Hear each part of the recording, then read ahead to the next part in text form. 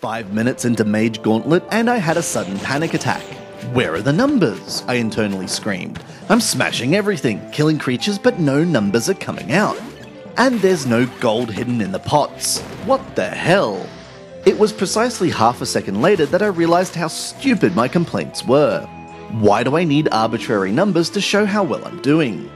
Accountants love numbers. The worker bees over at pocketgamer.biz love numbers. But a fun game doesn't need them, no matter if it's an RPG or a first-person shooter.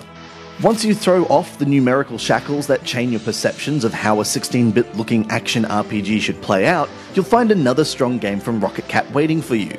The plot starts off selling the usual fantasy cliche about a dark evil sealed away for a millennium, but by the time the first boss battle comes around, against a cat creature that keeps calling your character a jerk, it's already managed more spark in its dialogue than the majority of games out there.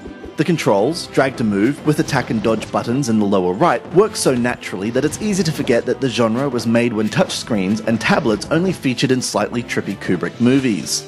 You can execute a special powered-up move by holding down the attack button after a swing or two of your weapon, while spells, gained by smashing very specific pots or enemies, pause the game to allow you to line up the perfect shot on your foes. There's no grinding involved at any point either, a particular sticking point with this Western RPG-raised reviewer. The plot and progression may be linear, but the maps are expansive and have enough tucked away secret areas that you may well find yourself returning to previous areas voluntarily, either in normal mode or the unlockable master mode, to seek out extra treasure chests laden with goodies. Rocketcat's trademark sprite-based graphical expertise, as seen in previous titles such as Super Quick Hook, are as eye-catching as they ever were, but don't be fooled, this isn't a retro game.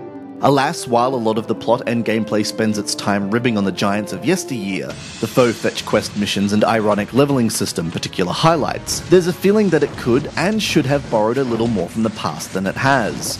Without any Zelda-esque puzzle sections, gameplay quickly descends into a shallow selection of corridor fights. Very well made corridor fights, but not ideal for extended play.